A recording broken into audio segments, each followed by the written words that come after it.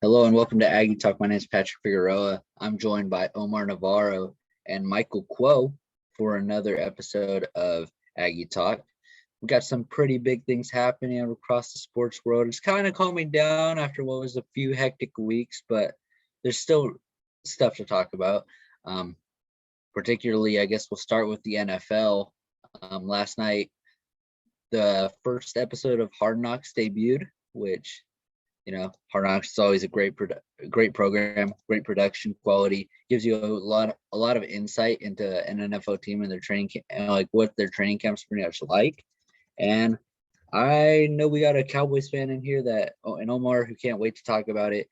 And I also can't wait to talk about it. I thought it was a pretty solid episode, but what do you think of it, Omar? I thought it was a good episode as well. I feel like you can kind of already tell what the storylines are going to be, right? In the Hard Knocks, just based off the first episode, you can already see what direction you're going to go in. And I thought it was a great, it was a great way to start, right? With like the Dak thing, right? Like Dak talking about the injury, and you can tell like it's still on his mind, like in terms of emotionally, you can tell that he really loves the game of football. So for him to miss all those games, you could tell it really hurt him.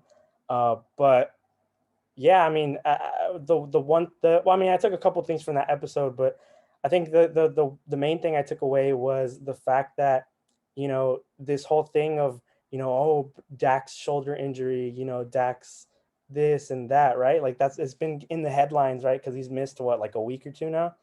Um, but I mean, if you look at like the highlights from the first episode, like he was throwing hard, like he was throwing full speed, right? And it's like, first of all, like even without coming back from injury, you have to kind of ease yourself into training camp.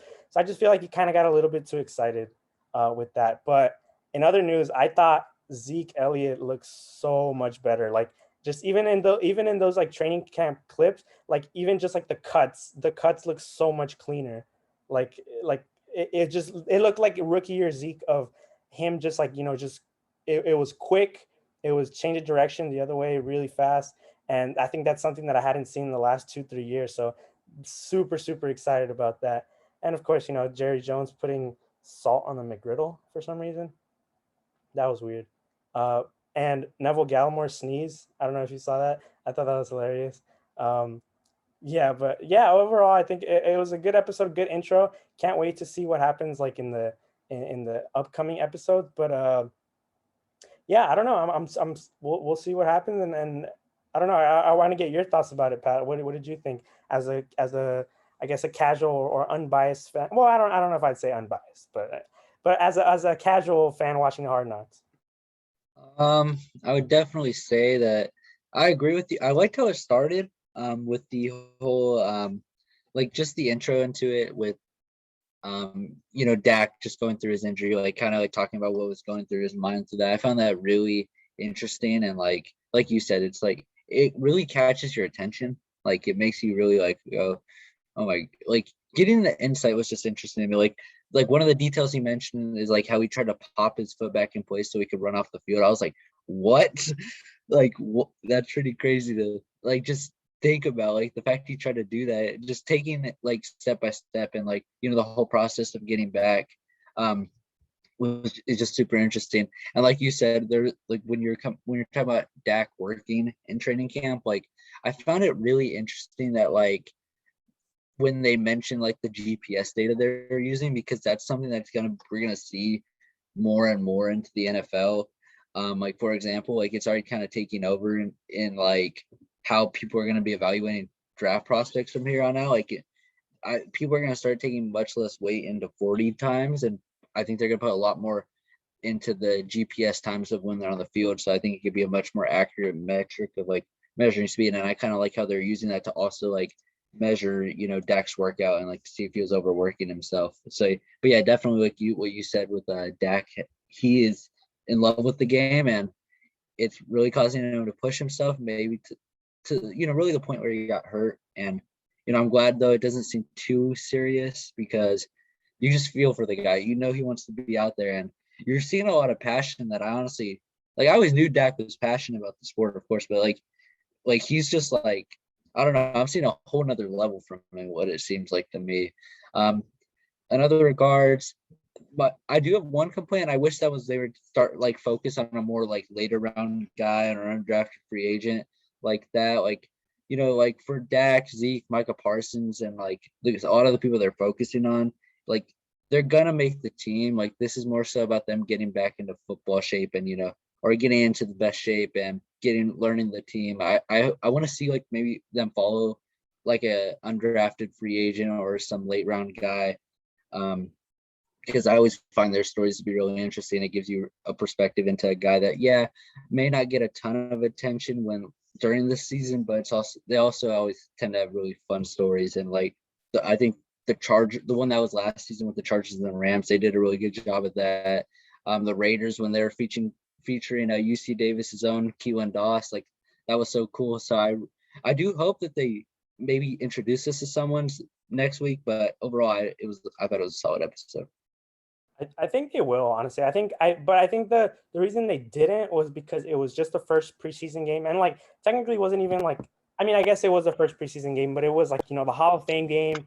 Everyone's all rusty, right? It was just like training camp. They had only been training for like a certain amount of time, and the starters that did play, it felt like, they kind of overshadowed because everyone was looking at Micah Parsons, right? But it's going to come down to the point where Micah Parsons is maybe not going to play the next preseason game, right? So that's when like you have these other players that can step up, and I have a feeling we'll see like more of the rookies, like aside from Micah Parsons, in the next episode, or even the one after that. I think as we start getting into those preseason games where they start resting the starters, I could definitely see that being a situation.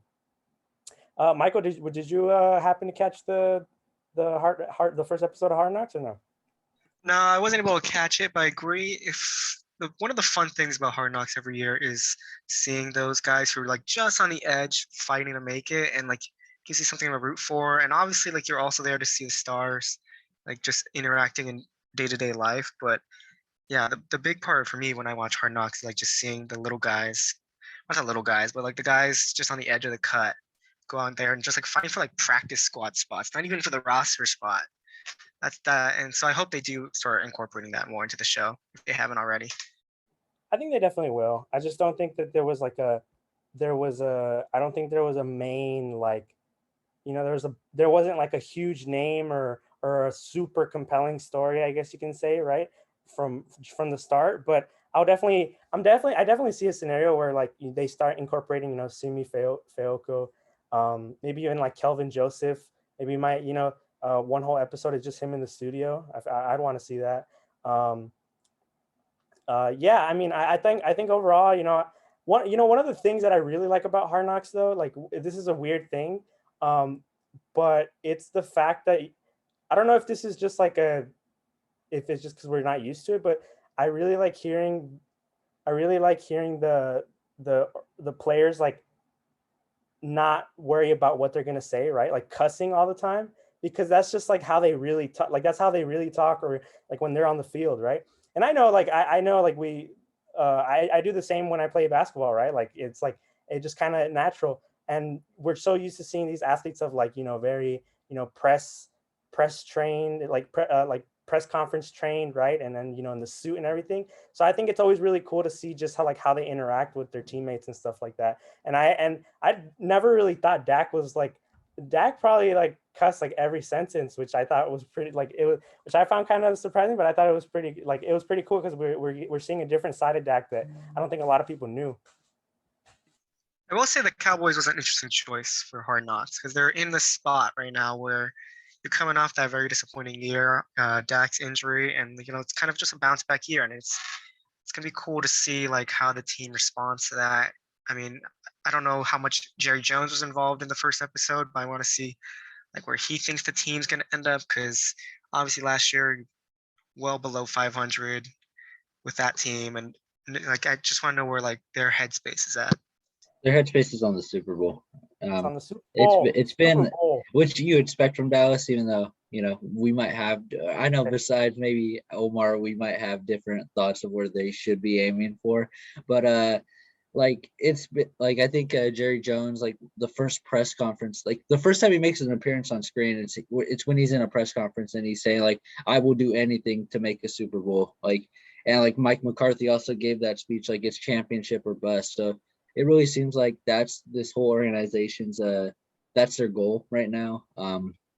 Which when you're the Dallas Cowboys, you're probably in the biggest market, one of the biggest markets for football. You're, America's team, quote unquote.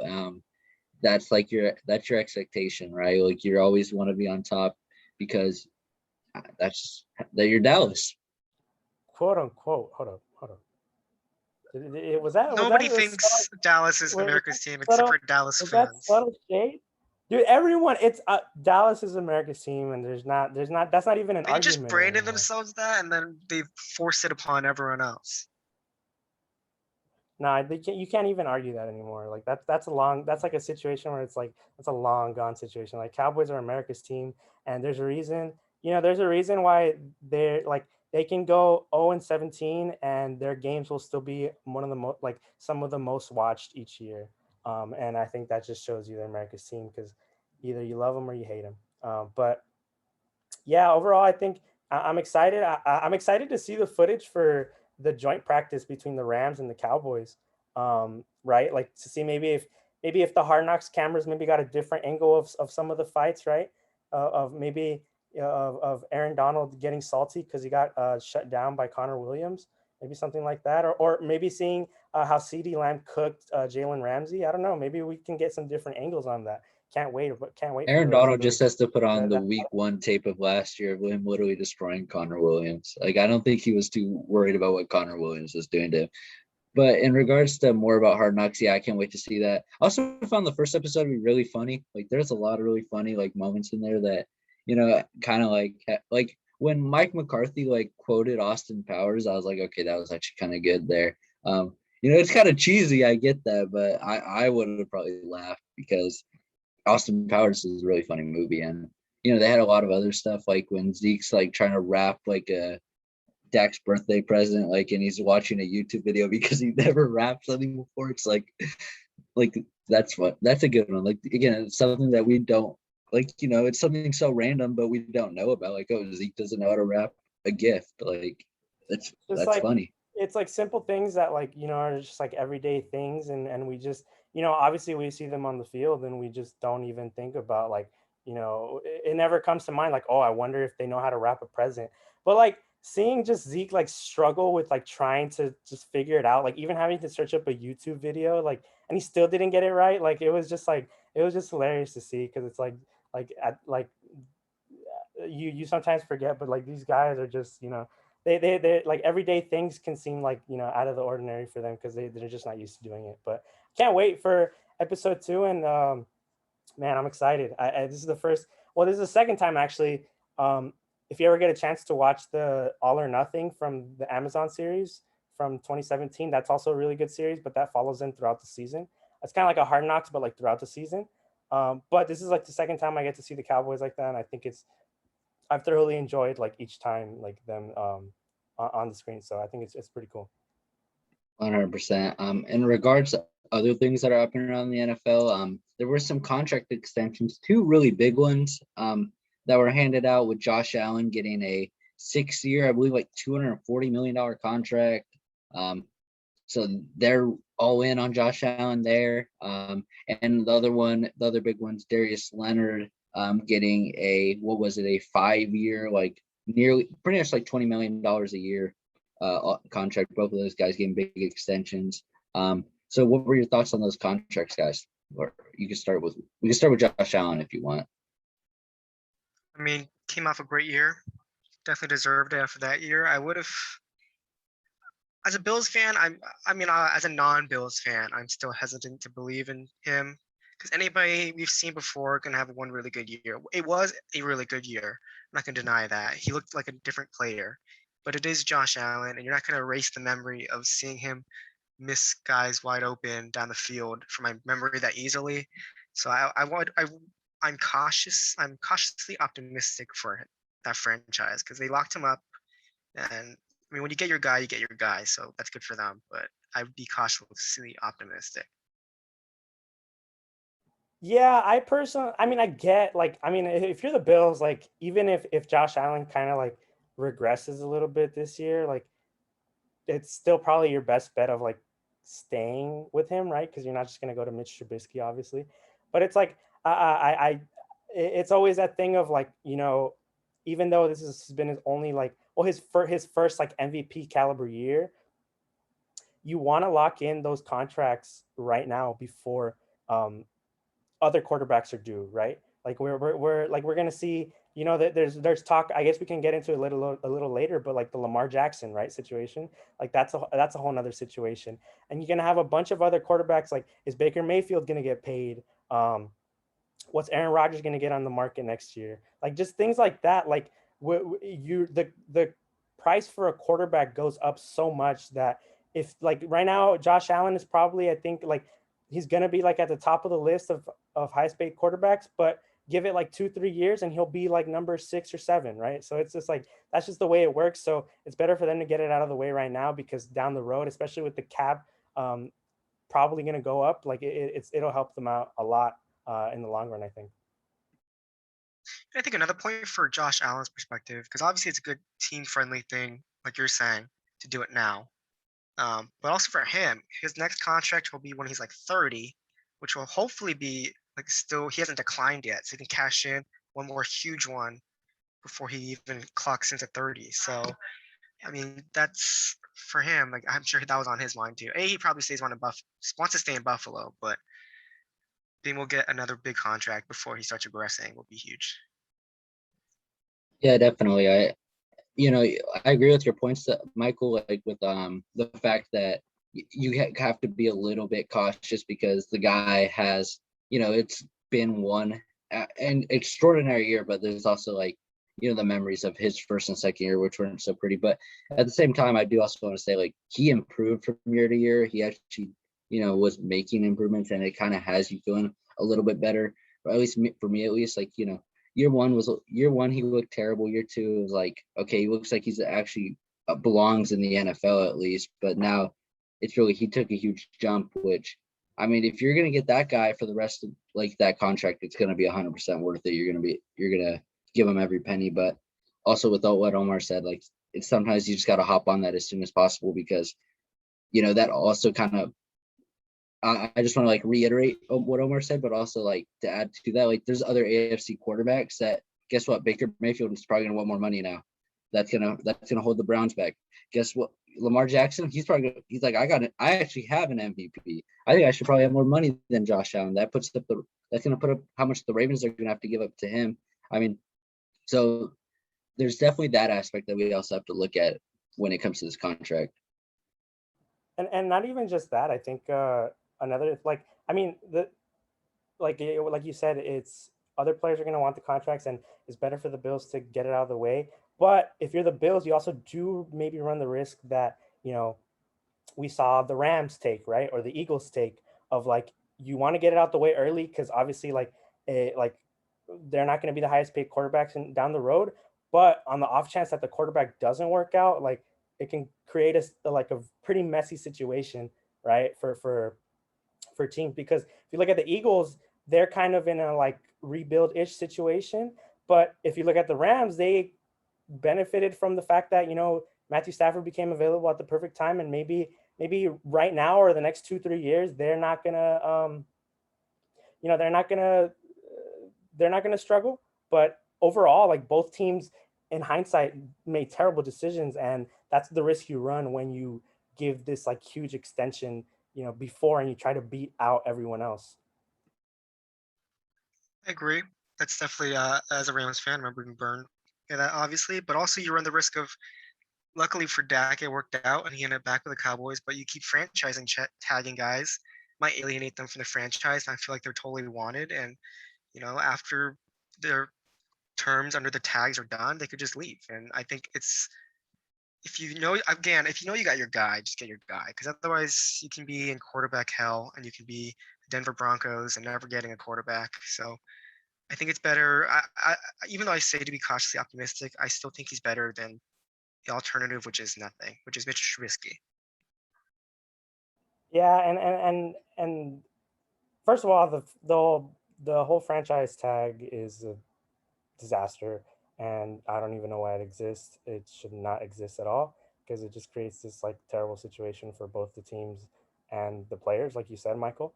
But yeah, I think the I don't know. We'll see what happens with the Bills. Pat knows my bit of skepticism with Josh Allen a little bit. Not the biggest Josh Allen fan, but I do acknowledge his talent and what he has, but not the biggest Josh Allen fan. So we'll see what he does. But yeah, I was wondering what you guys thought of like looking at like now that Josh Allen got his contract. Like, do you think like the Ravens? Because there was always talk of like maybe they might there's like this rumor that went around, right? Like of that, oh, maybe they might not offer him a contract, right? And it's just like I think they're gonna have to. But do you think like the Ravens are just kind of waiting, or what do you think they're really doing? Because it doesn't. I mean, the Lamar Jackson seems like the easy choice. I have really no idea. I haven't got much insight into that whole situation because the last thing I heard is that they're still negotiating and that Lamar is pretty much negotiating for himself. Like he doesn't have an agent and so it might be taking longer because of that. Like that, the fact that he's the one negotiating it. So there's a lot more things that he's probably going to have to be a little bit more careful with because, it's pretty much all on him to make his decisions. And like, I know he probably wouldn't want to rush into anything, but I agree in the sense that like, yeah, he should be the obvious choice. He's in the building. It's he's the people the players in the locker room like him, and I think that they should probably, I mean, they should definitely try to resign him. So that's my take on that. Yeah, I've made it well known, not the biggest Lamar Jackson fan, but again, you know what he can do. Obviously, he's going to be fond of the organization. Just lock him up now. I mean, also another point, if he really is signing his own or doing his own contract, why? Like, they agents suck, but like they exist for a reason. You don't want to get like a bad contract. And also a good agent is important too. Like not the same sport, but we've talked about the Ronald Acuna contract before, and you can end up with something like that. And I think for his sake, he should just get an agent. I mean, it's cool when you guys can do it without an agent, but I think more often than not, that leads to problems. So I really hope he doesn't decide to go through with that. And I think in the sport like the NFL, where the contract situation is very different, it's not fully guaranteed like it is in baseball or in basketball. Like there's a lot of probably there. I mean, I would assume there's probably a lot of loopholes that teams have, right? Like of when like to get out of certain contracts. So if you're unexperienced with that or you don't really know much about that, there's a really good chance that you can get screwed, right? And hopefully Lamar Jackson gets all the money he deserves. But definitely him being his own agent, it'll as much as as much as you want to say like Baltimore like loves Lamar Jackson, like you don't think in their back of their mind they're like, you know what, let's see if we can get him for less, right? Or let's see if we can try to take advantage of him being his own representation.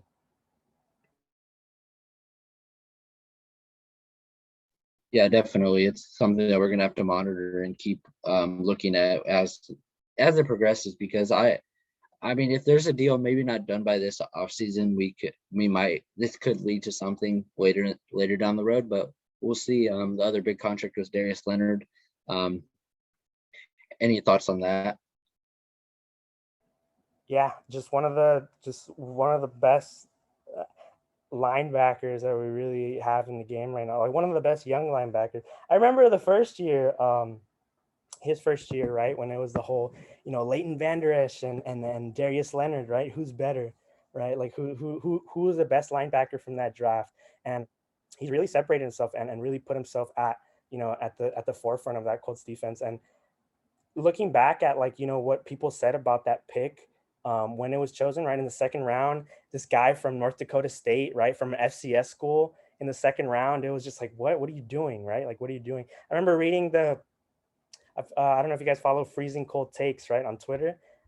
He retweeted something about like someone like grading. I forgot what site it was, but someone was grading the draft, and they said like the fact that they picked a linebacker was bad, but an FCS linebacker in the second round. Like, it was terrible, and I think it gave him an F. So it's like, it really just proves that like no one really knows what they're talking about when they like preview drafts, right? Like when they grade drafts like after they happen. But good on him, man. Good on him, and he definitely deserves it. And Indy has that cap space, so we'll see what they do. Definitely deserves it. He separated himself with his own performance from Vander Esch, but also Leighton Vander Esch separated himself from that conversation. But yeah, I think he's just what everyone is looking for in a linebacker in the modern NFL. And to lock him up now, I mean, is great. Again, just lock up your guys. But linebackers don't make a lot of money, and he's going to make a lot of money. I don't know the numbers are comparable for the position, but that seems like a lot for a linebacker. Definitely. The other notable one was Fred Warner, who got 19 million. Congrats to Darius Leonard. Again, like Omar said, like coming from an FCS school. I actually searched it up. He went to South Carolina State. So really, I don't think I've ever heard of that school before today. So, just great story there. Good player. I wouldn't really say he's the best linebacker in football, but he's definitely probably top 5 at the very least. And I mean, it's gonna get really interesting with the Colts, like just locking up guys, like that. Like I know you said they have a lot of cap space somewhere, but they're starting to having to sign people to extensions now. They just signed Braden Smith at right tackle to a deal too. Quentin Nelson's gonna get paid someday. I mean, there's other guys that are probably gonna be getting contracts from that draft class. So, it's gonna be interesting to see how Chris Ballard manages all that, because he's made it obvious he does want to keep the guys that he brought in he wants them to stay. He wants to keep them around. So, it's all like that's something that he has going there. Let's see how he manages that, if he's able to keep all the guys he wants, or if he has to say goodbye to a few of them, because the cap can get tough sometimes. Yeah, I think the key, he needs to keep just cycling running backs in, because he's done a good job evaluating talent at that position. Don't pay any of them. I hate to say that, but like you can't pay all of them, and you can't definitely, if you're with managing this cap, they're not going to pay a running back. Another thing is the lucky that Quinn Nelson's a guard, he's not a tackle. And also Ty is going to walk soon. I don't think he's going to stay around, so that's another contract off the books, which will probably go to like Michael Pittman and those guys. But yeah, I think that's how they have to navigate the cap in the next couple of years. Yeah, definitely. So we could move on to our next topic. Let's see here. I guess I'll give an update, because we talked about this a week or two ago with the whole Xavier Howard situation. That got resolved, at least for now. They gave him some more guarantees, gave him some incentives, such as like making the Pro Bowl, get him more money, so he could basically if he reaches the incentives, he'll be the highest paid corner on his team. So I think the guarantees are through the 2022 season. 2023 and 2024 are probably there's still probably not much guaranteed, so that maybe he's gonna try to get more guaranteed money by those years. But at least for now, he's gonna be playing for the Dolphins, and there's the trade speculation for him should no longer be around, at least for this year. But the other situation that now has kind of popped up is with Michael Thomas and the whole situation going on there with New Orleans, where reports have basically shown that he ghosted the team for the past 3 months during the offseason and kind of put off an ankle surgery he was supposed to have before this. And I believe Michael Thomas ended up liking some guy who was basically saying that, he was supposed to he shouldn't have even played after he injured his ankle last year. He should have got the surgery, but the Saints like forced him to play because it was Drew Brees last year. And I mean, it seems like there's some real turmoil being created there. So what are your thoughts on the whole situation? Yeah, it sounds like a Kawhi type thing, where he wanted a second opinion, or he got a second opinion away from the team, and it's what he wanted to hear, and it just like verified that what the team was doing was wrong. But also, like on the Drew Brees note, I thought he wanted to play for Drew Brees the last year, so I don't know how totally true that is. But I think if this is true and he does leave, the Saints window will actually be closed. I'm starting to think it's already going to be closed. I will wait to see how this year plays out, but I'm nervous for their chances. I think the Buccaneers are going to just run away with that division this year. But if they still really put the nail in the coffin, if that's true. Is that Jameis Winston slander, Michael? I'm not going to stand for it here. I'm not going to stand for it here on Aggie Talk. I'm sorry. My apologies. I would never slander the great Jameis Winston. He's going to go 30 for 29 this year, a better ratio. Hey, that same Jameis Winston dropped a 50 ball in the Coliseum on the Rams that year. So put some respect on his name, I think man. he also had like 2 picks that game too. So I remember watching that game. It was an insane game. But yeah, no, the whole Michael Thomas situation is weird. Obviously, the timing of the surgery was, they thought that from what I understood is they thought he can rehab and be good, but I guess they like misjudged that. So instead of like getting the surgery like right after the off season to be ready for the start of the season, he got it in June, which will make him probably miss the first couple weeks. It's a really weird situation, and kind of puts the Saints in a very like difficult spot, because it's like, you can't trade him at all, because I think the dead cap number would be like 30 something million. So you can't trade him at all. And then like you really need him if you really, whoever your quarterback is going to be, if it's going to be Taysom Hill, if it's going to be Jameis Winston, having Michael Thomas there makes a huge difference, right? Because what's their wide receiver core without them? So it's a really tough situation for the Saints, and it seems like this season they might be in for a bit of a long one. Yeah, the timing of the surgery sounds like a Scottie Pippen type thing, where like he knew he needed it and he just waited until the last second just to kind of like spite the team. Yeah, it's same exact vibes. Also, I think you said it earlier, Michael. They're definitely trending down. I actually made the prediction. I think they might finish last in that division lately, and I wouldn't like. I think like the dominoes are starting to fall. I mean, if that receiving core after Michael Thomas, super thin. The next guy's Traquan Smith. I mean, like, it's not exactly the best receiving core, and I think like just losing Michael Thomas for that time period, and then like say he gets really mad and just doesn't want to play for the team anymore, like we could look at a situation where it's like Jameis or Taysom doesn't really have the best options to succeed. And that could, if they don't have it, like I don't care how good of an offensive coach Sean Payton is, like it's kind of hard when your best receiver might just be like Deontay Harris or something. Like it's not exactly a good look for this team. And I mean, they're gonna have to try to maybe like just like fix the relationship with Michael Thomas if they want to, have a chance this year. And just because like I mentioned, because of the contract thing, they have to, right? Like you can't just be going like this forever. Because it's one thing to have like those issues now, and maybe Jameis Winston or Taysom Hill, whoever starts, is going to struggle. But it's like you're in a situation where you paid him this amount of money, and that's not going anywhere anytime soon. So you have to fix it. Because look, if they cut him right now, the dead cap would be 32, almost 33 million. If they were to cut him next offseason, the dead cap would be 22 million. So it's like, realistically, the only way if they really wanted to cut him, the only way they could, or the only year they could cut him and be like, have like minimal damage, or cut him or trade him, would be 2024, where it's only like 4 million.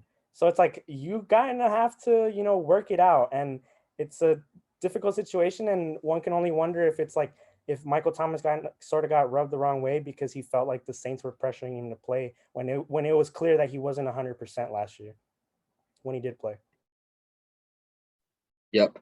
So this is another thing, like this offseason looking really interesting with a lot of the storylines, but the Saints in particular, a team that's always been really good for the past few years, a team they usually expect to be in the playoffs.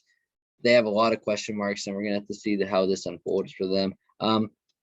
Last few headlines, I just wanted to ask, is there like a specific game that you're really excited for preseason week 1? I'm looking through it right now. I'm gonna try to keep the Steelers out of it just because, of course, I'm gonna watch that one tomorrow versus the Eagles. But I'm just gonna look through it real quick. Oh, I found it. Dolphins Bears. They're playing. I think this is gonna be a really interesting one with Tua. First look at Tua, and it's with the full off season of work, with new weapons. Jalen Waddle, can't wait to see that. Maybe see how the line looks against a really good Bears pass rush. And then on the Bears side, you get to see Justin Fields make his debut. Hopefully we don't get to see too much of Andy Dalton and we get to see more Fields, but that's gonna be a ton of fun. Fields is a super exciting quarterback, and Tua is a very interesting quarterback with a lot of question marks, and he's really the biggest X factor for whether or not that Dolphins team is going to be a playoff team. Well, Justin Fields is really the X factor for what the Bears' future is. So can't wait to see that. I think my pick would have been the Los Angeles matchup, but knowing Sean McVay, none of the starters are going to play. So I'm going to go with the New York matchup, the Giants versus Jets.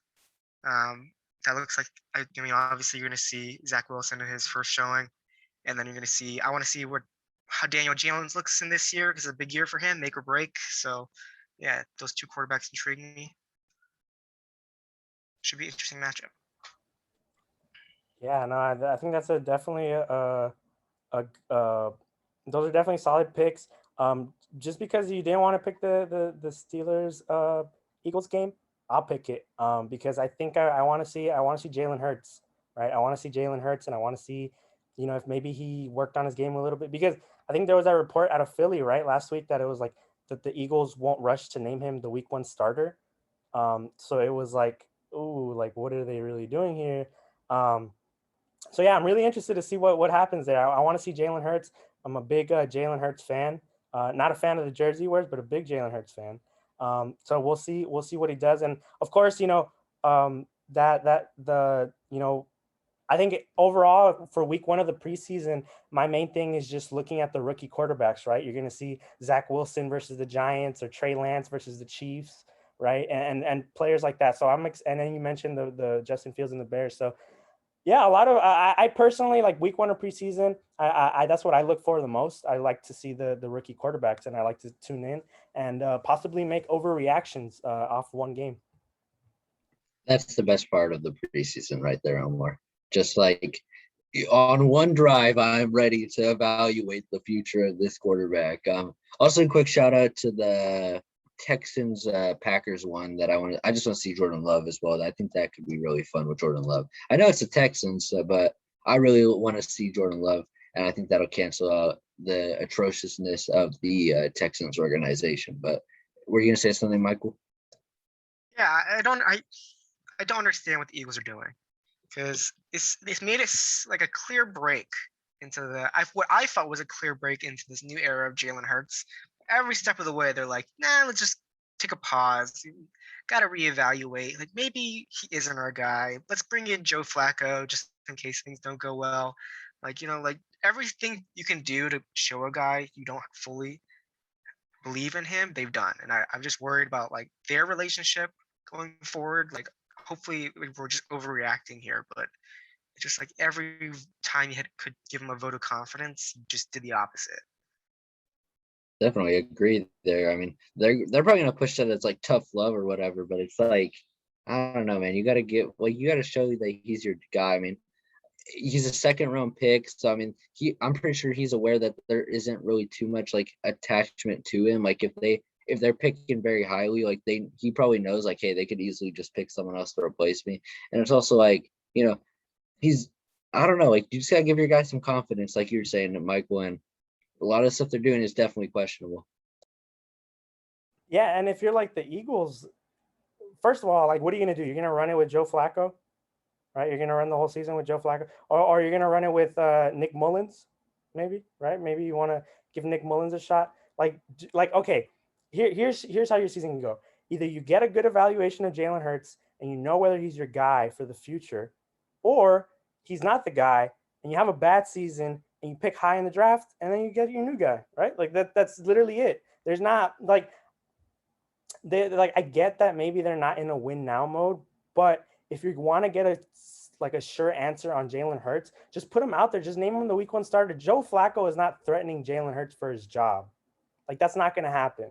So it's just like just prepare him as much as you can and see if he has what it takes, which I think he does. So but yeah, you're right, my guy. It's not really instilling that confidence in him. But I mean, I think had it been anyone else, maybe it would have been an issue. But having seen what Jalen Hurts has gone through, like in his football career, like it's like I doubt this is really on his mind, right? Like he literally got replaced in the national championship game, and he got replaced by this young freshman quarterback, and he's literally battled from that to the NFL. So that I think that's probably not something big on his mind. He's just gonna go out there and try to ball out.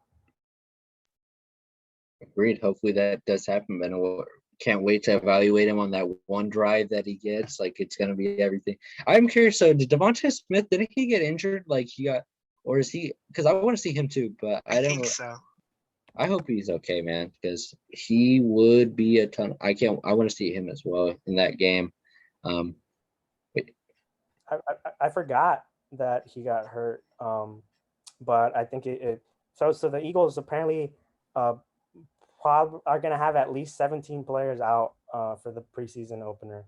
So they're already in regular. It's like a regular season game. They're in mid-season form right now. My goodness. Well, before we end the NFL talk, I just want to get your guys' quick opinion on the new enforcement of the NFL, or basically the NFL being more. They're going to enforce taunting, like the taunting penalty a lot more, 15 yards. Also, apparently, there's 2 taunting fouls. The player's going to get ejected and fined. I don't know if I saw suspended, but I hope that's not the case. But I really doubt that's the case. Maybe I'm just tripping if I saw that. But definitely fines and potential ejection. So I mean, we're gonna see that. What's your thoughts on that, Michael? Yeah, I mean, I thought we were moving away from this as the NFL is going to move away from this when they did all this stuff last year for just celebrate as much as you want, like no one's going to say anything anymore. So I did think it was lame that they kept taunting in there. And now they're just going to crack down on it more. Like, what is that? It just makes no sense. Like you go one way with the celebrations, like, oh yeah, let's make it fun and just do whatever you want out there, to like now, like, nah, actually let's dial that back. It feels like they're just dialing it back. Like they took this big step and we're like, nah, we're kind of worried about that. So let's just try to ring these guys back in. But it's just like, it's so unnecessary. It's such an NFL type move. It's not surprising at this point. It's just disappointing. Definitely. I also don't like how it's just, I feel like it's just gonna be such a judgment call of like the officials, like of what they consider to be taunting. Like, first of all, like, if they're gonna consider something, like if one official is gonna consider like a peace sign, like, you flashing the peace sign to one of your opponents, if they're gonna consider that to be like like taunting, like I just think that's so stupid. Like I don't know how the NFL can like promote that on their social media. Like I remember when Aaron Jones did, like kind of like waved at the Cowboys when he was running into for a touchdown, like they were promoting that all the time, and now it's like, okay, that's disrespecting your opponent and all that other like stuff that boomers probably think about. Like it's just like that, but it's fun. Like it's so much more fun seeing stuff like that, seeing like, it's an emotional sport, and the fact they're trying to like suppress players' emotion is like honestly kind of ridiculous to me. Yeah, no, I agree. I just when I thought the NFL was like, heading in the right direction, right? Like they had the touchdown celebration, right? Like they took off the penalty for excessive celebration, and they they made that fun again, and you're like, this is. They're finally heading in the right direction. They're gonna be nothing like baseball anymore. And then here they go and they do this, and it's pretty disappointing, honestly, because it's like there's first of all, there's no if it's like, okay, it's like the bat flip in baseball, right? If you hit a home run, if you mash at like an absolute rocket, right, to like center field, you deserve to do what you want.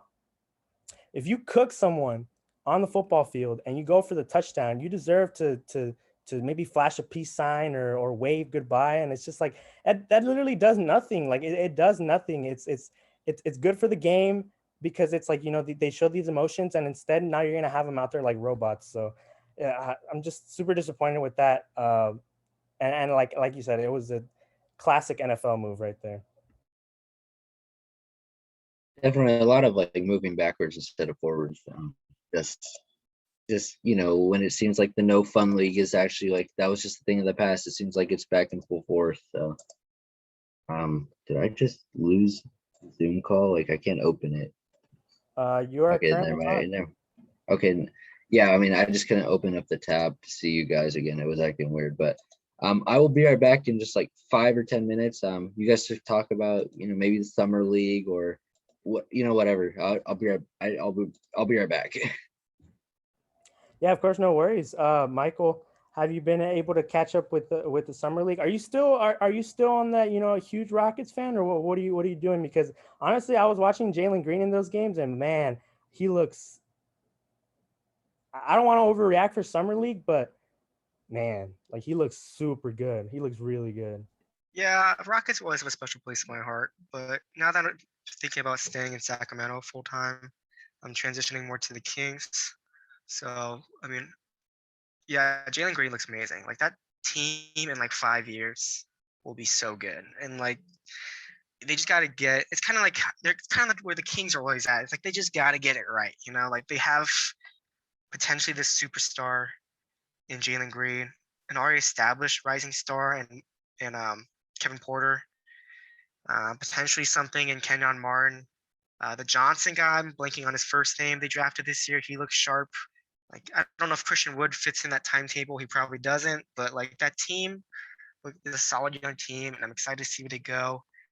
Um, I think the story of the summer league, not to completely transition away from what you're saying, is Leangelo. And I mean, I think the entire league is rooting for this guy to make it. You know, it was just so funny because you think about a couple years ago, and like the entire world was like bagging on the ball brand, and like these guys are spoiled. What is LeVar doing on TV? But like now that LeVar is not off TV, LaMelo's established himself as a star in this league, and Leangelo just proven that he's willing to grind for his shot. Like obviously he's getting more shots. I don't want to say this, but it's true. He's getting more shots than most guys get because of his name, but he is taking advantage of that. Like he's not just going out there and showing like, oh, I'm just here just because my brother is the star on the Charlotte Hornets and they gave me an offer. It's kind of like an amnesty thing. Um, yeah, he's proven he deserves at least a G League spot, if not an NBA like end of the bench spot. I think he's proven a lot of people wrong, and I'm happy for him. Yeah, no, 100%. And the thing is that like you know, LeVar. Say what you want about LeVar. I personally love LeVar, but the whole like he hasn't been wrong, right? He said Lonzo was a gifted passer. Wasn't wrong about that. He said LaMelo was better than Lonzo. Wasn't wrong about that either.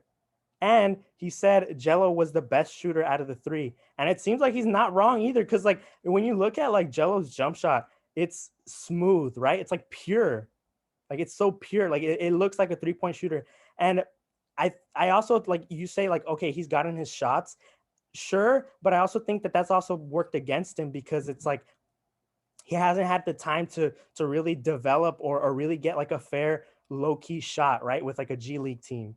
But now I think he's proving that, you know, dude, if there's players in the NBA that like don't play one speck of defense, but they can shoot threes. And Leangelo is showing that he can shoot threes. And I think that might be the thing that might give like if it's not the Hornets, might make a team be like, you know what, maybe we'll take a chance on him because 3-point shooting, especially nowadays, is so coveted. So I think he may have found his spot a little bit.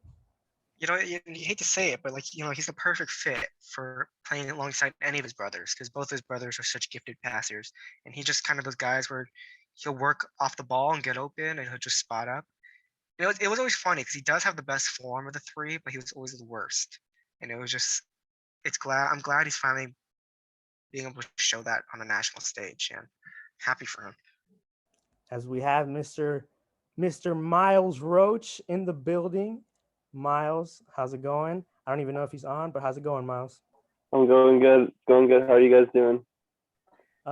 Doing good as well. Doing good as well. We are just talking about we finished talking about some NFL talk, but now we're talking about the NBA Summer League. We hit some Jalen Green points, but we talked about how LiAngelo kind of, you know, I said that LiAngelo, I think, found his thing that'll like maybe give him a shot in the league, and it's 3-point shooting, given that it's so coveted nowadays. Have you like, you know, seen like, you know, what he did, or like how well he's been shooting, or how well he's been playing, or have you not been able to keep up with that? Yeah, I've seen him hitting some threes, and I mean he's got size too. I watched him like go into the lane. It's tough to move around, so I think he's got the NBA body, and if you just start hitting shots, there's room for 6'7", 6'8" guys who can shoot. So, I mean, I wouldn't be surprised if the Hornets like sign him to like a two-way or something to keep on LaMelo's good side, because the way it's trending now, he's going to be like a franchise player, and you don't want to lose him to like a New York or an LA down the road. And not even just that. I think that he even if let's say if the Hornets don't give him a two-way contract, I think he's earned the right to at least have a G League contract, right? Because for him to not like have a G League contract at all, it was just kind of like ridiculous to me. So I don't know, but I guess we'll see what happens with Jello. But I don't know if you guys have been able to keep up with Summer League, but is there any like players that you kind of saw? Obviously, I'm not saying like overreact for Summer League, right? But is there any like games that caught your eye, or any players that caught your eye? Because I mean, I was telling Michael, that Jalen Green looks legit, man. Love what I was really high on Jalen Green before, and now I see him, and it's just like, man, him and Kevin Porter Jr. and Josh Christopher off the bench. And that one, the center they drafted too, right? Şengün. Yeah, Sengun. He looks like a legit big man, right? Like in this league, like he's pretty mobile, and he looks really good. And he was projected, I think, top 10, and he fell to the Rockets, and it was Josh Christopher, Sengun, and I don't know. I think they got, you know, what once looked like, you know, sure, they didn't get a great return for James Harden, but they got at least some solid players right now for the future. I mean, Kevin Porter Jr. and Jalen Green as your starting backcourt for the future. I mean, can't really complain about that, right? Yeah, I think when you compare them to their division rival, the San Antonio Spurs, and how they dealt with losing a superstar, it's just so much better, because the Spurs never tanked. They tried to stay competitive with DeRozan, and where did that get them? They just got like a first-round pick and a couple of players from the Bulls for him, but you're not getting any real like top-tier talent, whereas the Rockets, like you said, Omar, they've got Jalen Green to look forward to. Looks like a potential like top 15 player if he can develop on defense, maybe even top 10. But like the athleticism on him is freaking crazy, and he can hit step back J's like ease. So I'm looking at potentially like a Zach LaVine level scorer. You got to be excited about that. And then Şengün, yeah, like the analytics guys were all like kicking themselves that he kept falling, because they're like, how is the whatchamacallit, Zion Williams going ahead of this dude, where Zion Williams couldn't even put up numbers in the Pac-12. Şengün was the MVP of a professional league in Turkey, which is like one of the best leagues in the world. So, I mean, if I'm a Rockets fan, I'm really excited about our future, just because they actually did what you have to do once you lose a superstar. You have to find your next superstar. You can't just expect to, you know, oh, we'll just be mediocre and eventually we'll find our way. No, that's what happens. That's what happens when you're San Antonio. You never get back on the right track. So I'm hoping Michael's excited for his bright future Houston Rockets, because they're turning him in the right direction. No, yeah, it's definitely, I agree 100%. Like, yes, it sucks for that year. Like, last year sucked. Like, no one's going to deny that. Like a 20-win team or whatever they were. But at the end of the day, you were just thinking of the light at the end of the tunnel of like, oh, but this is all worth it, because you're going to get a top 5 pick. And you're going to get one of these guys that are going to turn the franchise around. And I think they hit, which is pretty lucky for a team for basically tanking for only a year to hit on their first pick. And I mean, obviously it's early, let's not overreact. But I think they're fortunate enough to get a guy who's going to be, like you're saying, a top 15 player, and that's really going to accelerate the process. I mean, you can say from the San Antonio perspective, it was like owing it to your fans at least to keep being competitive. But you're right. Like at the end of the day, like all you ended up with was a 500 team who everyone knew wasn't going to do anything. It's kind of hard to be excited for. So this is definitely just like the growing pains, but it's a necessary part of the process. Are the We Believe Lakers back? Like I thought this was Do you you're not just hear my pushing- rant last week, Patrick? Did you not hear my rant? I was there for that rant. Everyone's counting us out, and we're gonna prove the NBA wrong, man. We're gonna prove the NBA wrong. Trust me. I just think it's funny they went from not to cut you off, but the Lakers went from the summer league team being the team to like now everyone's 30. I mean, yeah, that's crazy. But like even then, like I don't know if you guys have watched some of the Lakers summer league games. I doubt it because like it's just like, why would you watch that unless you like Mac McClung season. Mac McClung is legit. Austin Reeves looks really good too. Joel Ayayi and oh man, why am I blanking on his name right now? Shandy Brown. Those four, like on the Lakers summer league team, like there's a good chance that like one of them is gonna make the roster just so they can keep them all, because it's like they look legit, like they look really good. And I think Joel Ayayi was he was supposed to be like a second, like a late first or early second round pick, but when he started sliding, apparently his agent started telling teams to not draft him, and that's why he went undrafted and he decided to sign with the Lakers. So because he knew that there was an opportunity there to be with the Lakers. So man, I'm excited. I mean, I enjoy watching summer league ball. It's pretty cool. You kind of, it's that weird situation where it's like you watch these players and you're like, you never heard of them, and then like maybe like a couple of them down the road you just hear their name and you're like, oh, I remember them, right? Like, like I remember them from this, like that was me with Matt Thomas, who was on the Raptors, I think from like a couple years ago. But yeah, I wanted to get your thoughts. Miles, you weren't here last week, right? I think I was, right? When we were talking about the super team. Miles was there last week. Oh, he was last week, right? So yeah. But this happened recently. What do you got to say that the Frankie K the Frankie Ntilikina era is over in New York? What do you got to say to that? I think it's a travesty because, like, if you watch him play FIBA Frank, as they call him, he's a good player internationally because his role is very well defined. He's a defensive stopper, and sometimes he runs the offense, but he's not like your go-to point guard. With Phil Jackson, like, they tried to make him a go-to point guard when he was an 18 and 19-year-old. Surprise, surprise, it didn't go well because he wasn't as developed as other picks. So he loses his confidence. Year 3, he gets injured. The pandemic happens. Year 4, Tibbs plays him like a couple of games. He's not terrible, but it's just like, I don't know. I think a team out there, a smart team out there, is going to sign him for like a bare bones contract, and they're going to look like geniuses when he turns into like a really good defensive role player. Maybe he's never going to be anything special, but I'm honestly just excited that we have a competent point guard now. With the Bronx's own Kemba Walker coming back home, the first good mixed point guard in, I don't know, like 8 years, like since Raymond Felton. I mean, Derrick Rose, he was on the team, but he wasn't that good in 2016, 2017. But I don't know. I'm excited, honestly. I think I love Frank. I thought he was going to be a great player, but it's clear it's just not going to happen in the Knicks uniform. I saw some things that maybe the Lakers might want to take a swing at it, and I feel like he'd be a really good fit just for his defensive presence. He's like a great Caruso replacement because he's smart too. Like, people when you watch him play, he's got good basketball IQ. So like Caruso, I think that was another underrated thing about him, is he knew how to cut and he knew how to like throw lobs and do all the little things for a basketball player that you want. I think Frank can be a really good facsimile of Caruso.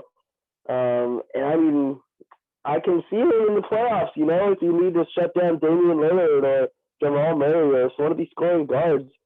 unlike the Knicks, who just gave him like one possession against Trey Young, didn't let him even warm up, so he got cooked. Like, if you give him time, he figures these dudes out, and he's so quick, and he has such long arms that he's a real disruptor on the defensive end. But I don't know. Honestly, I'm more excited about our young Emmanuel Quickly, who's about to drop 30 on the Lakers' head tonight, just like he did in his last game. Let's talk about the bright future guards we have, instead of Frank, he's old news now, unfortunately. I was gonna say you almost skipped over his one playoff appearance, but I agree. I think Frank never got a fair shake, and it's gonna be exciting to see him like on a vet min go somewhere and do something, because I think he is a good enough player to stay around the league. Hey man, I'm telling you, if there's any team that can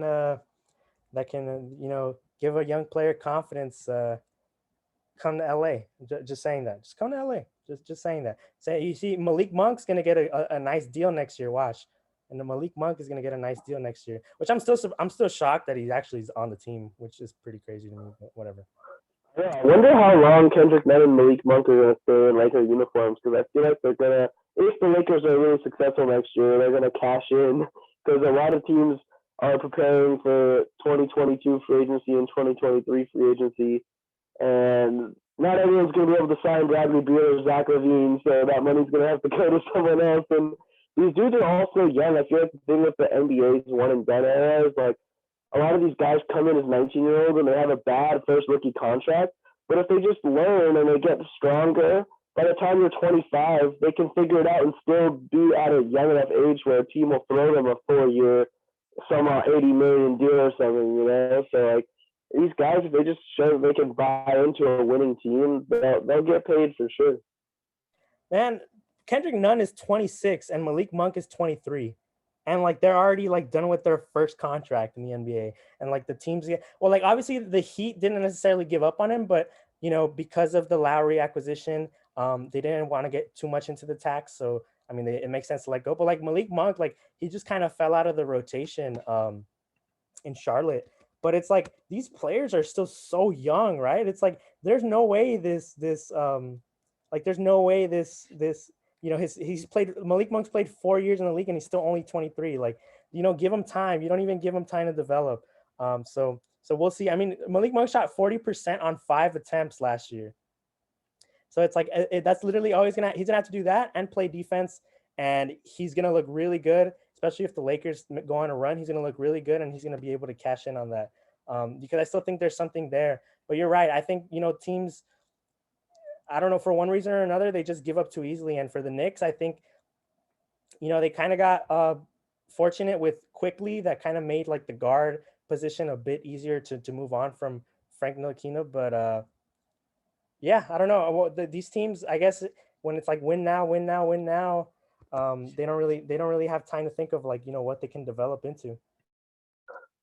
Yeah, it's sad to just like look at how many NBA teams make such obvious mistakes and errors that like most fans are like, what are you guys doing? Like, if you draft an 18-year-old point guard like Frank Ntilikina, and then you just like the next year, like we want to be good now and trade for Derrick Rose and all these old vets. Like, what are you expecting him to do? Like, you think that's a good environment for his development? No, it's not. So I mean, it really comes down to the top of the head of the snake. Most of these sports teams that make head scratching decisions have dumb owners like James Dolan or Tillman Fertitta, like these guys who just don't know what they're doing. They look at it as a business and just prestige for them. And yeah, I'm excited though. It seems like Leon Rose has got the Knicks kind of on the right direction for once in their lives. I'm hoping that they don't take a too big of a step back, because I wouldn't be surprised if they aren't as good as they were last year. Last year was a pretty weird season. A lot of guys they said it was so hard to like get that usual motivation with empty stadiums. So that generally benefits like a team with a coach like Tom Thibodeau, who like forces every game to be played like it's a playoff game. So the Knicks really were firing on all cylinders as a team. But I'm thinking with an improved Eastern Conference, they might be lucky to avoid the play-in this year, even with an improved roster. So I mean, we'll see. I'm hoping they can get a top 6 seed and tell people, this wasn't a fluke. We're here to stay, and hopefully eventually parlay that into a superstar trade or some signing. But we'll see. I mean, it's only August. We've got a long ways until even the year starts, and we can actually watch some real basketball instead of summer league garbage. And I have a hot take. Speaking of teams who kind of mismanage some assets, is it fair to say, this is unbiased, by the way, is it a hot take to say that the Celtics are the 8th best team in the East? Because I think the Bulls Yes. I think the Bulls jump them, and I wouldn't be surprised if the Wizards jump them too, because I like what the Wizards did in terms of depth. So I don't know. Just saying. I think, the Celtics definitely, I mean, they'll have a chance. They'll definitely still be a playoff team, but I don't think you can take them seriously as a contender anymore. I mean, maybe they'll make some noise in the Eastern Conference, but I mean, Dennis Schroeder, Jaylen Brown, Jason Tatum and Al Horford lineup is what they're rolling out. Like, I don't know. I don't have a lot of confidence in that. And they have like zero depth behind Schroeder, who they got Pritchard, and that's about it. Like, they don't have any kind of guard depth or any kind of. They have Robert Williams, but like in terms of depth all around, it's just like I don't know. I don't know how they make it through the regular season. Yeah, no. Yeah, I mean, their wing depth is what really scares me. Like, they only really got like Romeo Langford and Grant Williams behind Jason Tatum and Jaylen Brown. So obviously we can all get done if both those guys take a huge leap and they just start like scoring 28, 29 points like each. And then they're like a top 5 team. But I didn't see that in them last year because they very obviously didn't have a well-flowing offense. I mean, maybe Dennis Schroeder solves that problem. I'm not too confident in that. Is it crazy to say that they might be like, you said 9th, right? You said the 9th best team? I said 8th or 9th if the Wizards, because look, I think the Wizards actually they traded Russell Westbrook, but I think the Wizards have done some pretty nice job. Like, their starting lineup now is Dinwiddie, Beal, Kuzma, Hachimura, Thomas Bryant, and then off the bench they got KCP, Corey Kispert, Davis Bertans, Daniel Gafford, Montrezl Harrell, Denny Avdija. They got like some solid players, right? Like, if there was one thing they were missing last year was depth, right? Like, they had no depth whatsoever. So I think they have a solid squad. So if they can mesh well together, I wouldn't be surprised if they take a leap. Because I was gonna say, like, maybe they're even 10th. Like, what about the Hornets? What if the Hornets take another step up? Like I agree with you on the Wizards and the Bulls potentially passing them up, but also like the Hornets, like LaMelo, like, and they've got a pretty solid team. I mean, I think at least, but I mean, potentially they could be as low as 10th there. I think they're still better than the Hornets. But to your note on the Washington, you got to remember who their coach is. So I think at the end of the day, they're not going to go far because Scott Brooks is still the head coach of the Washington Wizards. No, they fired him. I think they fired him finally. Did they? Yeah, they fired the end of the Scott Brooks era. The head coach is Wes Unseld Jr. Oh, then never mind. Washington Wizards going to go make some noise. Let's go. Yeah, Scott Brooks, I guess like his contract was over. And his contract is over, and I guess he went to they didn't agree to terms, so now he's on the Blazers staff. Let's go. How did I not hear about that? But thank God. That's another guy who I'm like, why did he keep getting head coaching jobs? It just made no sense. I think the Hornets, like you mentioned the Hornets, Pat. I'm looking at their depth chart here, and I have LaMelo, Terry Rozier, who bounced back last year, Gordon Hayward, to see if he could stay healthy, PJ Washington, who praying for that man, Mason Plumlee, and then off the bench they got Ish Smith, who can get some buckets, Kelly Oubre off the bench, and Miles Bridges too. And I personally thought that James Bouknight was a steal for them to where they got him, because James Bouknight should have been a top 10 pick in my opinion. And he's like a raw prospect, but I think they might have got a little something there. Like, if you've seen like what he has, like he has that step back and he has that athleticism. So, and he has handles too. So it's like, I feel like he can be a solid player for him, and he might be a surprise this year as well. I think you gotta give them another year. I think they're still so young. Um, as an organization, as a team, like the Celtics have proven themselves. At least you got to give them the benefit of the doubt. But I mean, last year when LaMelo, because okay, the Hornets were doing good, and then LaMelo had like the wrist injury, and then they kind of went downhill from there. But up until then, they were fighting right there with the Celtics and the Heat. Like they were right there with both of them, in terms of like trying to get that like sixth seed so they don't have to play in the play-in. Like they were there, but unfortunately LaMelo missed like over a month with that wrist injury, so that kind of derailed all of that. But hey man, I think you're under. I personally think LaMelo is like a game changer like that, which is why I said, I don't know if I said it here or if I said it to one of my friends, but I said that um, if LaMelo would have been on the Warriors instead, if the Warriors would have drafted him last year, I would have been more scared of them as a contender this year than I am of them now. Like with having Steph, Clay, and LaMelo, they would have been legit, more legit now than right now. Personally, that's what I think.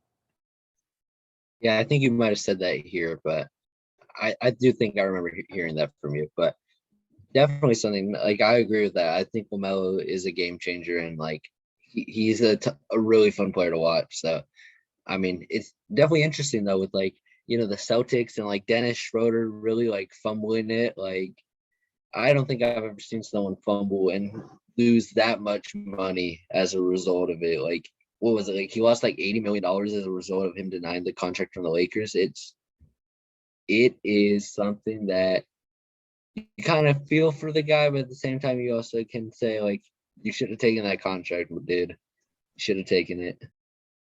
Yeah, it's kind of like a no-brainer thing. It was kind of one of those things where everyone came into the offseason being like, how are the Lakers going to not navigate this contract? Everyone assumed it's a done deal. Schroeder's going to opt back in. It's like, why did you opt out? I to this day, just don't understand. And you hate to see it, but also like kind of like big head move on him, just like trying to, he thought he was worth more. And I applaud him for having that confidence, but at the end of the day, like security matters, and he had the security and he just threw it away. Man, he was gonna make 84 mil in LA, like playing alongside LeBron, man. Like, dude, that would have been. I feel for like I always feel for like I don't have anything against betting on yourself, because I feel like it's something that a lot of people do, and it works out for some people, but this is just unfortunately a situation where it doesn't work out the way you want it to. But man, it's like you look at that, and then you look at, I think, Nerlens Noel a couple of years ago, right? Like he got offered 4 years, 70 mil, and then he decided to take a 1 year deal, like to possibly get even more money, and then he ended up getting nothing close to that. The Boogie Cousins, right? Where like Boogie Cousins got offered 40 mil from the Pelicans when he was hurt, and he decided to, and he's been taking nothing but minimums ever since. So it's like, I don't know. Obviously like he might have a solid chance now in Boston, but we'll see. We'll see. He there was some like off the court stuff that he was like maybe he didn't get along too well with, or like he didn't rub some of the Lakers the right way. So we'll see what happens there. But I just thought his whole free agency, like the fact that he was on the market for so long, was just like surprising to me. Yeah, especially when you see how little he went for. Like any team could have used him. I think from a competitive standpoint, I think it's more interesting now. The Celtics got the point guard that they probably desperately needed. Say what you will about him, but he's probably at the same level, or probably at this point better than Kemba Walker. So I would say like that's an upgrade for them. But the Lakers now can do whatever they want with that position, and it's going to be much more interesting, I think, from where they go as a team from here. And the thing is that sorry, Miles, go ahead. I was just gonna say I agree. That's a steal for the Celtics because they're having real issues with their offensive flow. I mean, Dennis Schroeder's not a great number one, but he's a good number three who can just run the pick and roll, get guys set up and stuff. But I mean, I think the issue with the Schroeder was he was expecting the Knicks and some other teams to bid up his contract, and then when the Knicks found a point guard in Kemba Walker, and the Bulls got Lonzo and Caruso, and the Spurs weren't interested, and the Hornets weren't interested. All these teams with cap space started signing other guys. You're just your agent calls you and says, we are mid-level now. That's what we're looking at. And that's just tough for a guy who could have had, like you guys said, probably 80 mil. But, I think he's still relatively young. If he has a successful year with the Celtics, he could get the bag next offseason. Definitely. It's just a matter of whether or not he can contribute to winning basketball. And we'll see. And just one last thing, I guess, that I want to add is just you look at I don't know where he got that he was going to get 100 mil, because if you look at the point guard market this year, right? Like aside from CP3, no one got 100 mil. Like Kyle Lowry got 3 years, 85. Lonzo got 4 years, 80 mil. Mike Conley got 3 years, 68. Spencer Dinwiddie got 3 years, 54. So like none of these like players got, and those are players that are arguably better than Dennis Schroeder, right? And he, I don't know if he just thought that, guard needy teams were just gonna, break the bank. But I think once they started going so early, he just realized like, oh, like there's really nowhere for me to go.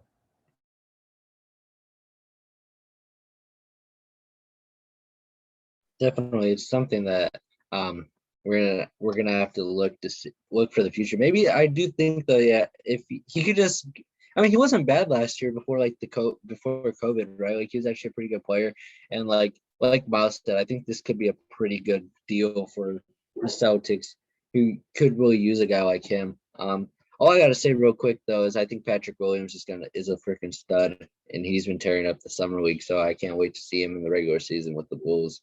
But I mean, if there's anything else you guys want to talk about NBA related, we can, or if you guys want to move on to something else. I was gonna say I want to be the Ryan Cohen of the group and say let's talk about baseball. All right, let's talk about baseball then. Because I want to talk about the Mets since Miles is here. Oh, please don't, Michael. Don't put me through this. They blew it. That's all I Yeah, how does third place taste? What is going on? They finally got a win today against the Nationals. They barely squeaked it out, but yeah, they've had an absolutely atrocious last couple of weeks. Lindor, DeGrom injured. The guys are dropping like flies in the bullpen and the starting pitchers. Taijuan Walker had an all-star first half. He's just been getting shelled in the second half.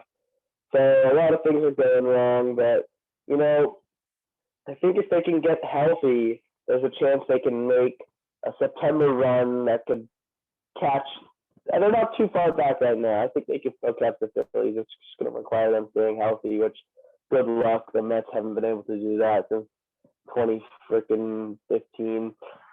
But yeah, I don't know. It's not looking good recently. It's not been fun seeing them lose almost every day.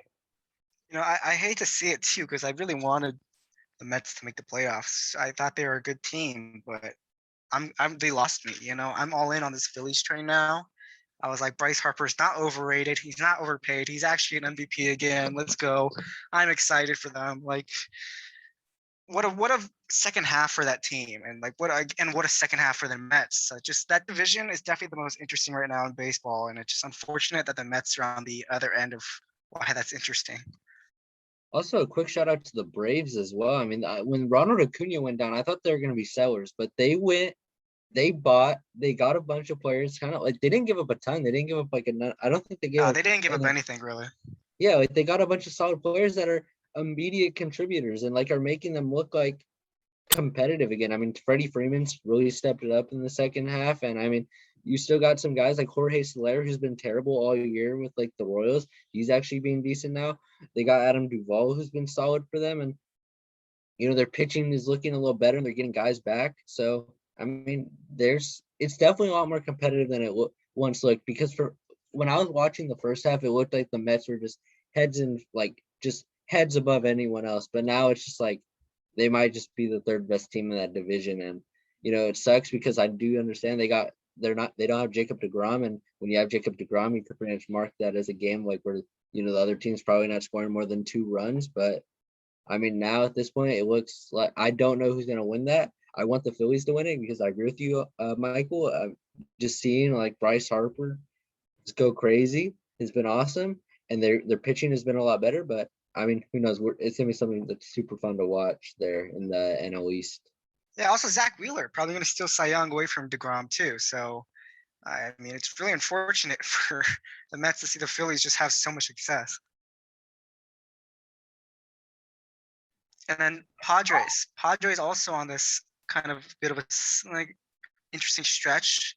I mean, they were kind of like shoot in for that second NL wildcard spot, but now I think now it's getting kind of shaky. I think the Reds are catching them, right? Am I wrong about that? Yeah, the Reds are catching up to them, powered by Joey Votto, literally going back in time.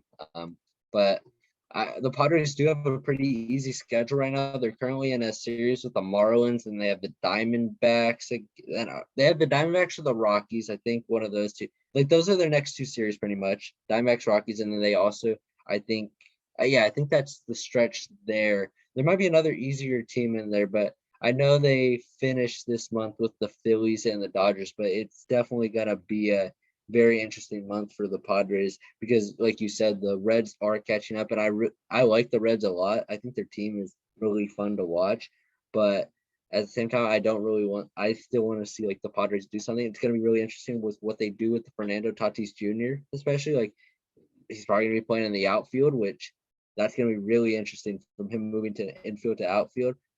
But we'll see. I mean, it's definitely something we're gonna have to keep our eyes out on, or just keep on looking at. Hold up. It's August 11th. Yep, they're on track. It's on track. The collapse it's on track. It's on track. As I've been saying this whole time, it seems like they're on schedule for the eventual Padres collapse. It seems like we're right on track. Everything's going good. No delays. It seems like we're going good. So yeah, I look forward to September when the Reds overtake that second wild card spot. So that should be fun. I don't think it's a panic button for me yet for them, but I think they still will probably get that second wild card spot. But like not seeing them get like anyone major at the deadline, and then you see your division rivals, both division rivals, go out and make a splash, right? Like you get Chris Bryant to the Giants, you get Scherzer, Turner to the Dodgers. I feel like you got to look at that and be like, we stayed about the same, but everyone else just got insanely better. And, we were already the third best team in the division, and now we're definitely the third best team in the division. And this year might not be their year. And it sucks because Fernando Tatis has been so fun to watch, but I think Ryan Cohen's not here, but I think that feeling is probably setting in a little bit for Padres fans, just knowing like, oh, dang, this probably isn't it. Hey, man, I had no idea Trey Turner was this good. Like, that man is so good. He kind of just got buried on the Nationals because Juan Soto kind of just took over the show. Yeah. He's one of my favorite players at least when he was with the Nationals. Like he wasn't awesome. Like I just hearing that's some Trey Turner disrespect. I've always he's always been a player. Like even when I wasn't into baseball, I knew about him. Like maybe I don't know why. Like I just probably knew him because of a video game or something. But yeah, he's been great this year, and I just was like, great. Now he's gonna go to the Dodgers, and that infield with Muncy, Seager, Turner, and both the Turners really, and that's a pretty good infield, man. But go ahead, Omar. Yeah, man, Trey Turner is I remember when I saw this stat that I think in the last I forgot exactly how many years, but he's second in WAR behind like in the last couple seasons. He's been insane, and watching him now is just dude, he's so good, and I'm so excited that he's on the Dodgers now, and don't look now, but there's a certain someone that's been warming up in the last 2 weeks. He wears number 35. I wanted him in the Korean Baseball League a month ago, but he's been actually pretty good. He's been pretty decent. Not gonna lie. He's batting over 300 in the last 2 weeks. So, and he just hit another 2-run shot today. So my main concern is what it's been the whole season for the Dodgers. It's health. Kershaw still isn't back. Mookie's out again. Seager's back now, which is good. I think what is it? Gratterall went on the IL last week too. So it's man, the Dodgers have just not had any luck when it comes to injuries. But we're reaching that time of the baseball season, man. We got like a week. We got like a month and a couple weeks left. Yeah, it's definitely hitting down. Just want to take it back to the Padres real quick. I know you mentioned, Michael, that they didn't really get like that big that big move at the trade deadline. But I mean, at the same time, I understand why. They just weren't going to be able to compete with that Dodgers package for Scherzer. Like Trey Turner just didn't really fit that team, because they already kind of had a lot of players in the infield, and they're having to rotate guys around like pretty much every game. And also like with Jose Barrios, like the Blue Jays gave up 2 top 50 prospects just to get Jose Barrios, which I mean they're competing. We could get into the AL East in a minute, but it's like they really just got outbidded, which stinks. They still made some good moves, like getting Adam Frazier and like Daniel Hudson to add to that team. So, but really, I think if they're gonna be able to, avoid this downfall that Omar keeps mentioning, it's gonna be on the backs of guys like Manny Machado, Jake Cronenworth, and there's other guys just stepping up, and of course Fernando Tatis Jr. returning and continuing to be the MVP of the NL. So, it's definitely, but it's still something we're gonna have to watch. And yeah, I mean, I just want to also get in we mentioned the NL East was kind of heating up, but the AL East, I think they have 4 teams over 60 wins. And I want to know who, out of those 4, who do you think are making the playoffs? Because personally, I'm looking at the Yankees and the Rays to probably do it, because the Red Sox, they're kind of slipping lately, but I wanted to get your guys' thoughts. I think everyone's just waiting in Boston for Chris Sale to come back, and then whether or not that makes a significant difference, they're going to make their decisions. And I kind of got to agree, because past like a month, their pitching has just been pretty atrocious. And maybe getting Chris Sale back, oh boy, maybe getting Chris Sale back will finally stop that slide. But yeah, Blue Jays and the Yankees are another team where they just made every move to be competitive. And like I thought the Blue Jays were out, but they've definitely come roaring back. And same thing with the Yankees. Yankees too kind of have to deal with the injury bug, but I think they're finally starting to get guys back. So I think I gotta agree. I was like I was sold on the Red Sox, but like now I'm kind of on the Yankees train. Yeah, if you look at the last 10, the Red Sox 2-8 in the last 10, and the Yankees are 7-3 in the last 10. So it's like, dang, like they're I don't know. I didn't really see that slip coming, but it seems like they lost control of the division, right? Because I think so. From what I see right here, Boston is 5 games back of Tampa for first place. So it seems like it's gonna be those wild card spots, and the A's currently control one of them as well. So I don't know. The Rays locked it up. I don't know. Yeah, I think the Rays locked it up. A's, But the wild card race is interesting, because it's like you have, the A's have the first wild card, then you have Boston, and then Yankees half a game and a half back, Blue Jays 2.5 games back. So it's like all those teams are just right there, right next to each other. So we'll see how it plays out. Yeah, definitely. I just like the Yankees were really they just surprised me with the moves they made. I didn't really expect them to be that aggressive at the trade deadline, because like they weren't really that great. It was a super big roller coaster of a season for them.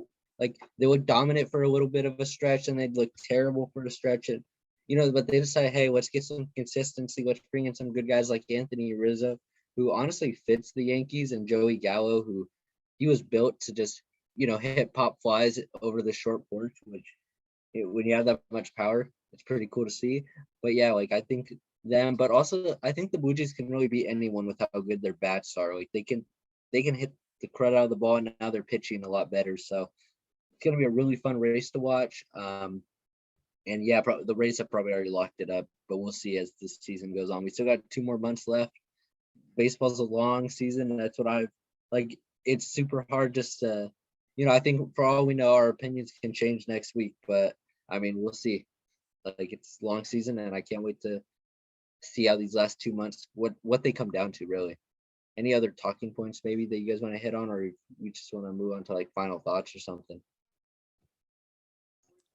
No, I'm just we're reaching that time of that season where it's like the NBA was a bit the NBA ended pretty late this year, but it's like that time where it's like the NBA is done, the All-Star break for MLB is done, so it's like football's coming up, the postseason races are heating up. It's that I think it's personally one of the more exciting times, and I think October definitely has to be like top one of the best months of the sports calendar year. So I'm excited for that. We're getting closer. Bro, so just want to move on to final thoughts, right? Like if just the ending. Like I had one more topic, but I think we could save it for next week when like just in case like news headlines aren't too big, we could just save it. But yeah, I guess I could start with, or does anyone else want to start first, or just want me to go? I'll go. So you're already down there on the dock, Pat, but my final thought is about Messi, and him going to PSG. I was always growing up. I was like, I'm not gonna say I'm like the biggest, soccer fan anymore. Like I'm not like, but when I was in high school and middle school, like I was like obsessed. Like I would literally watch all the La Liga games, and I was always like the Messi over Ronaldo. And me personally, I was always Messi over Ronaldo. So seeing him and like Ronaldo leave, obviously a couple years ago, like it's just for me, it's kind of like this like dang, like it's really an end of an era, right? Like we're really reaching a new era. And I think we're gonna start seeing that in the next couple of years of like, when LeBron is done, right? KD's getting up there. And it's just really made me reflect on all these players of like we've gotten to see in the last 10, 15 years, like some of the greatest in their sport play. And obviously Messi's not done yet, but it's just like the fact like Messi and Barcelona, like those always went together. So the fact that they're not anymore, it's like it's going to take a bit of adjusting to do. But I mean, PSG better win the Champions League. Like they got to win the Champions League, like or else it's going to be a failure. So we'll see what happens. But hopefully Messi balls out, and I think that Neymar, Mbappe, and Messi front line is just going to be a terror for any defense. Definitely, I echo your thoughts somewhere. It's always been something that goes hand in hand, and something that I watched since I was a little kid. Just I remember I used to always watch like the replays, like the highlights of like La Liga, like when I was really young, and I would always like watch them, and just like seeing Messi in Barcelona like really made me a fan of that team and what they had going there, and just seeing an end of an era is pretty crazy to think about. So, and like you said, it also makes you really reflect about like other like superstars we have in sports, and like their time's coming. It might just hit us one day without even realizing it, and we're just gonna be like, wow, where did all that time go? But yeah, great final thought. I can go next. I wasn't here for the trade deadline. You guys talked about them the last one, but Angels' only real move was getting rid of Andrew Heaney. I'm glad the New York Yankees get to deal with that mess now of seeing whether or not his start will be 5 innings, 7 Ks, or 2 innings, 5 earned runs. And yeah, it opens up. We talked this a little before the show, but it opens up the spot because we're at the point of the season where the Angels are just here. And we're just giving young guys a show, and that's the only thing keeping me interested right now, just seeing these young guys pitch. They're pretty much like they're just out of. I mean, they've been out of it for a while, but like there's just no. Do you think Mike Trout is actually coming back? Because like, or do you think he's just out for the rest of the year? Because I just see no point in him coming back at this point right now. Yeah, I hope they just shut him down. It'd be cool to see him at the end of the year, but at this point, just shut it down. Definitely, Miles. Do you have a final thought or? Yeah, honestly, just summer league brings back memories for me when I was like a young, like you were saying, Patrick. I remember I would watch like the Knicks highlights. Oh, Jordan Hill, look at him. He looks so good. He's gonna be such a great player for us. Oh, I remember Kristaps Porzingis when all the people were clowning the Knicks for drafting him, and then he showed out in his first couple of games, and Stephen A. was like, he could be an MVP. I think he could. Like straight off the bat, everyone was overreacting. It's always fun to just watch the overreactions, but I don't know. I'm just excited for about 13 minutes. Emmanuel quickly and Obi Toppin to dunk all over the Lakers, and New York, I think, entered the Las Vegas Summer League as the favorites to win. Had a rough first game. Quickly wasn't at his best, but I think they're going to prove in this one that they're too good. Also, everyone watch Jericho Sims. That guy, he's so athletic. He's a center from Texas, 58th overall pick. He's a steal. Nick's already signed him to a two-way. So, yeah, just feeling good watching some Summer League, and it was another great Aggie Talk episode, so thank you guys for having me. Yeah, it's great having you, Miles, and echo all those thoughts. It's always fun. The overreaction, like we were mentioning with like NFL preseason, there's a ton of that. It's the best part of all of it. Just seeing some of those headlines that you're probably gonna look back on in a few years and just laugh at because they're gonna be on freezing cold takes, but it's still like just a part of the sport. My final thought, I guess I'll just go. I'm super excited for NFL preseason. I have NFL Game Pass, so I'm probably gonna be trying to watch as many as I can before the season kicks off. I want to really see and follow as many of the different players. Like I saw Pro Football Talk pretty much put out a tweet saying like, "Oh, we're like NFL preseason, like, yay, we're like 80% of the players are gone." I'm like, are you like they added more practice squad spots? Like, a lot of these people are gonna make the team, and it's super interesting. Like, because they want to continue their career in the NFL, and you just like it's always really interesting watching. Is like I've found the NFL preseason as I've grown like older to be more interesting to me, especially this year. Like I'm following it way more, and like I just can't wait to see like those guys who are like sleepers and like people that aren't expected to make the roster but do. Like I think it's always really interesting, and I think I'm gonna enjoy watching this year's NFL preseason because there's so much more that I can follow along with, and I'm really excited for it. So any other comments or go ahead, Miles? Oh, yeah, I was just going to say, Patrick, I'm really excited because I think with this year's preseason, we're going to see a lot of young quarterbacks. Jordan Love apparently is going to get a lot of luck. I'm excited to see Justin Fields, excited to see maybe Sam Ehlinger, Jacob Eason on the Colts. These guys who we've been talking about for a long time, let's finally see them and suit up and put on the pads. And I think there'll be a lot of overreactions, a lot of freezing cold takes, definitely, but it's always a fun time. Yeah, for sure. But that's pretty much it. Thank you for whoever tuned in. Thank you guys for joining me, and you guys know how we like to end it. Go ahead. Hey.